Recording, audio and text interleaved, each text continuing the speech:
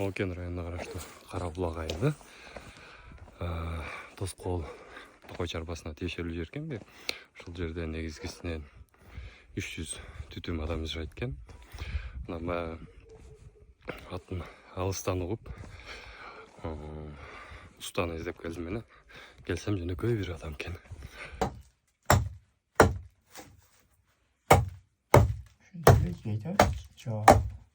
Ошентип устага жолугуп, устадан маалымат жазып алып, эми андан ары башка усталарга кеттим.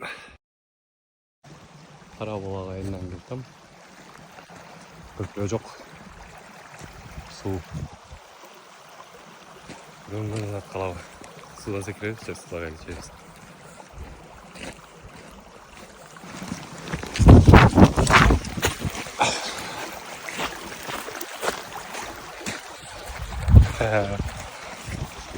Дальше жөнөдүк эми ылдый.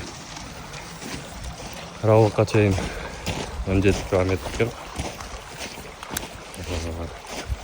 Центрга чейин азыр эми 6 километр калды. 11 километр басып кеттим уже.